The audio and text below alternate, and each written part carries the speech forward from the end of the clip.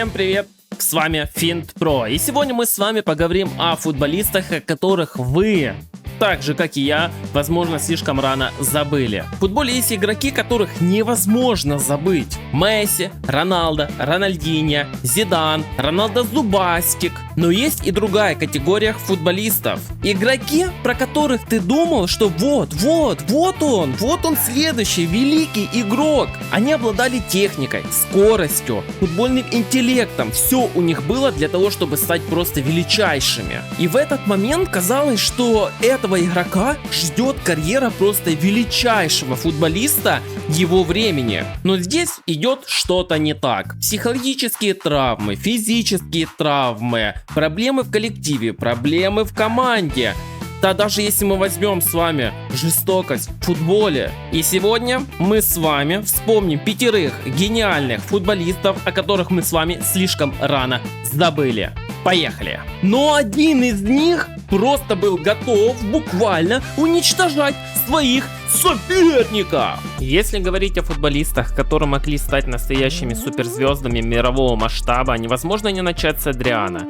Его называли императором. И если посмотреть на Адриано в лучшей форме, становится понятно почему. Это был нападающий практически без слабых мест. Сила огромная, скорость для его габаритов невероятная. Техника намного лучше, чем многие помнят, а его левая нога — это было оружие. Адриано пришел в Интер совсем молодым и практически сразу начал показывать, что перед нами необычный футболист.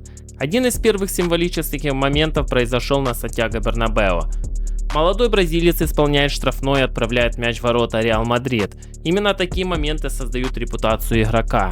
Но дальше стало еще интереснее. За Интер Адриано забил 74 гола в 177 матчах, и среди них были голы, которые до сих пор помнят болельщики. Например, знаменитый проход против Удинезе. Адриано получает мяч, проходит соперников и наносит удар, который выглядит так, будто его исполняет персонаж из компьютерной игры. Он был физически мощным, но при этом обладал мягким первым касанием и техникой. И именно поэтому возникает главный вопрос: почему такой футболист не стал одним из лучших нападающих 21 века? Потому что его карьера начала рушиться не из-за отсутствия таланта, наоборот, проблема была далеко за пределами футбольного поля. После смерти отца Адриано пережил тяжелый период. Футбол, который раньше приносил ему удовольствие, постепенно перестал быть тем же самым. Начались проблемы с формой, дисциплиной, стабильностью. И постепенно тот самый император, которого боялись защитники всей Европы, начал исчезать. Самое страшное здесь даже не то, что Адриано перестал быть великим, а то, что мы никогда не узнали, насколько великим он мог стать.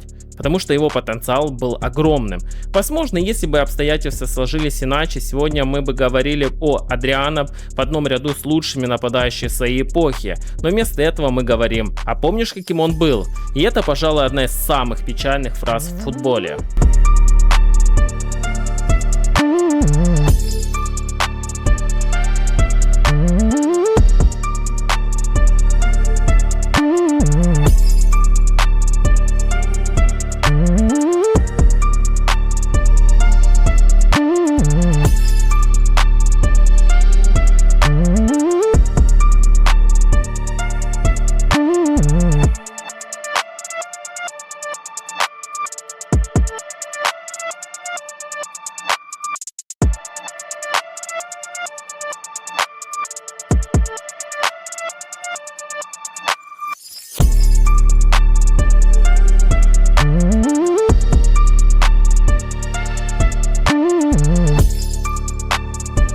А теперь футболист совершенно другого типа. Никакой физической мощи Адриано, никаких сумасшедших рывков. Рикельме играл так, как будто время вокруг него двигалось медленнее.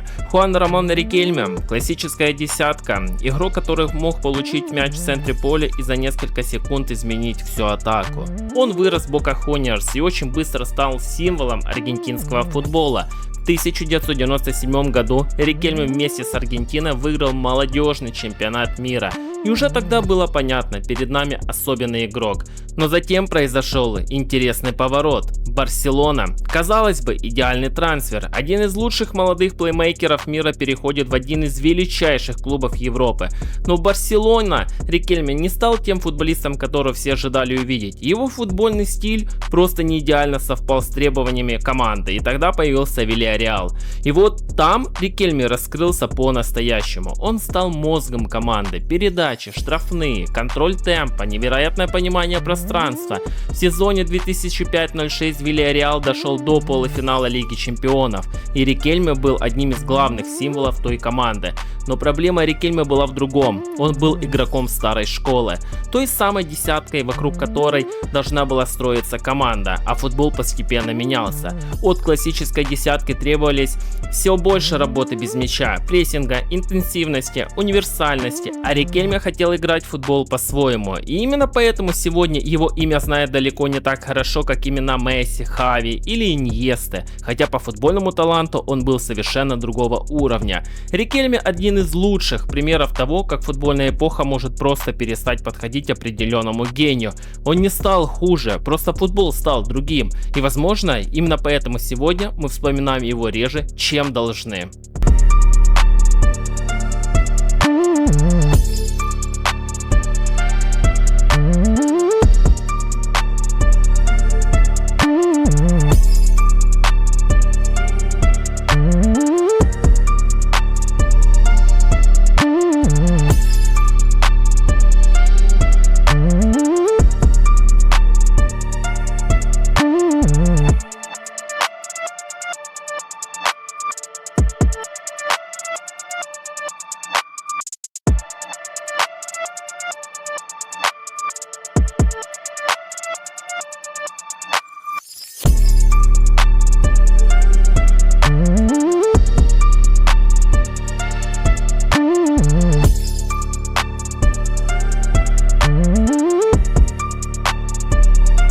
Если Адриано потерял карьеру из-за обстоятельств, а Рикельме оказался заложником футбольной эпохи, то история Антонио Кассано гораздо сложнее, потому что Кассано мог сам быть своим главным врагом. В 1999 году 17-летний Кассано выходит на сцену итальянского футбола и забивает гол, который моментально становится легендарным.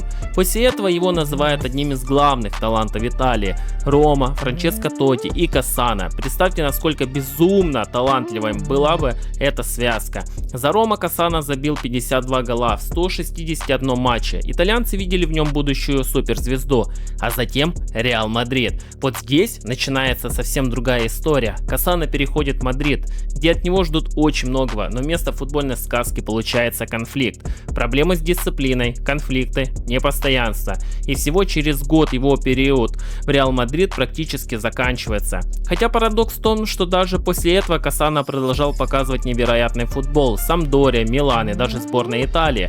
В 2012 году он стал частью команды, которая дошла до финала чемпионата Европы. То есть талант никуда не исчез. Он просто постоянно сталкивался с одной проблемой – самим Кассано.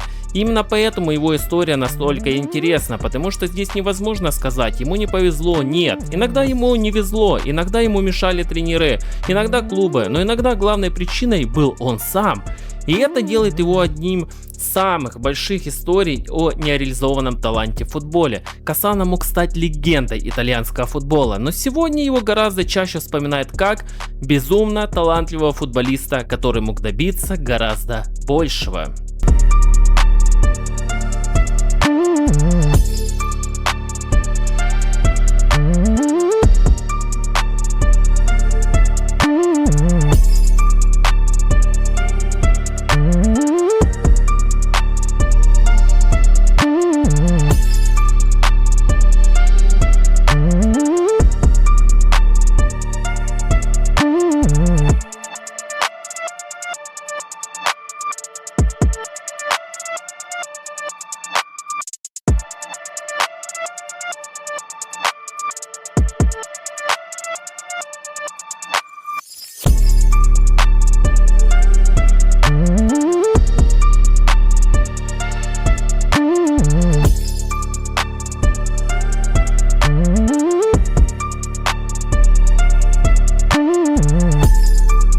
Томаш Росицкий.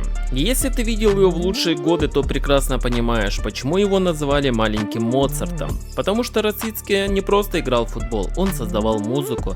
Первое касание, передача, удар, еще одна передача. И все это происходило невероятно быстро. В Боруссия Дортмунд он стал одной из главных звезд команды. В 2002 году Дортмунд выиграл чемпионат Германии, а Росицкий был признан лучшим футболистом Чехии.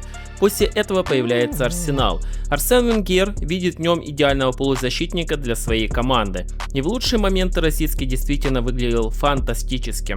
Он мог пробить из-за штрафной, мог отдать передачу между несколькими защитниками, мог за секунду изменить направление атаки, но затем началась проблема, которая будет преследовать его практически всю карьеру – травмы. И это, наверное, самая жестокая причина потерять карьеру, потому что ты ничего не можешь сделать. Ты можешь тренироваться, можешь хотеть играть, можешь быть профессионалом, но твое тело просто не позволяет тебе выйти на поле. Именно поэтому Росицкий таки не смог провести долгий период на своем абсолютном пике. Он провел 10 лет в Арсенал, но многие его сезоны были разбиты травмами. И это особенно обидно, потому что каждый раз, когда Росицкий возвращался, он напоминал нам, насколько невероятным был его талант. Один матч, одна передача, один дальний удар, и ты снова понимал, черт, этот парень действительно был особенным. Но карьера проходит быстро, и сегодня новое поколение уже не так часто вспоминает маленького Моцарта, а зря, потому что здоровый Росицкий был одним из самых красивых полузащитников своего времени.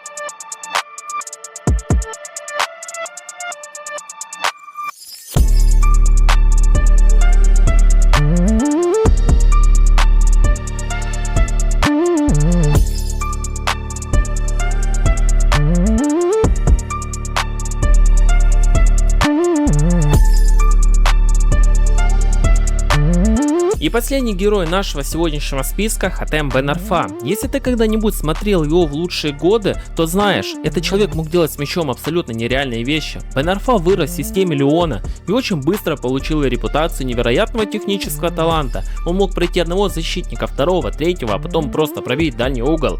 Но у него была одна проблема. Его талант иногда казался слишком большим для его собственной карьеры. Марсель, Ньюкасл. И именно в Англии Бен Арфа стал настоящей звездой для многих болельщиков. Его дриблинг был настолько необычным, что защитники просто не понимали, что он собирается делать. А затем произошло то, что очень сильно повлияло на его карьеру. Травма. И после нее Бен Арфа уже не мог выйти на прежний уровень так стабильно, как хотелось бы. Но самое интересное случилось позже. Ницца. И вот там он снова напомнил всему миру, каким может быть этот футболист. В сезоне 15-16 он снова выглядел как суперзвезда и получил трансфер в ПСЖ. Казалось, вот оно возвращение, но ПСЖ оказался совсем другой историей. Конкуренция, тренерские решения, проблемы с отношениями внутри команды. И в итоге Бен Арфа снова начал исчезать с футбольного пространства, хотя его талант никуда не исчезал. Он продолжал делать то, что умел лучше всего: дриблинг, финты, неожиданные решения, но футболисту недостаточно иметь талант. Нужно оказаться в правильном месте, в правильный момент, с правильным тренером и с правильной психологией. У Бен Арфы, кажется, никогда не совпали все эти 4 фактора одновременно, и поэтому сегодня мы вспоминаем его скорее как: а помнишь этого сумасшедшего дриблера? Хотя когда-то казалось, что это может стать одним из лучших французских футболистов своего поколения.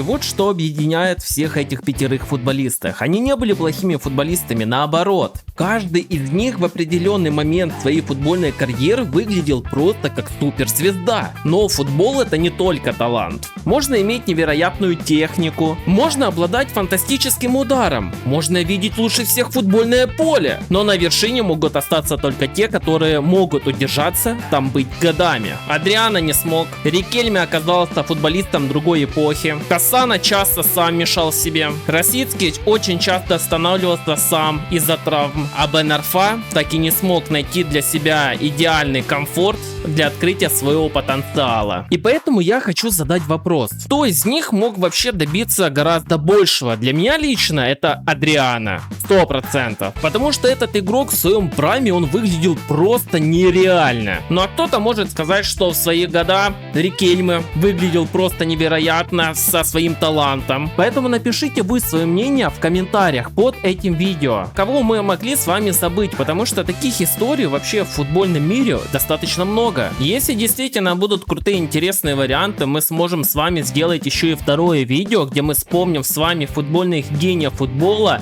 которых просто мы забыли в прошлом. А если вам понравилось данное видео, я вас попрошу поставить лайк, подписаться, потому что ваша подписка — это огромнейшая мотивация для меня, для всего моего творчества. И обязательно ставьте колокольчик, чтобы не пропускать все новинки. Поэтому с вами был FintPro Football. Меня зовут Дима Дмитрий Сидоренко. В киберспорте Сенсей ФК, в личной жизни Грязный Скрудж, Дерти Скрудж, а в футбольном мире FintPro. Поэтому мы с вами не прощаемся, я вам говорю до встречи.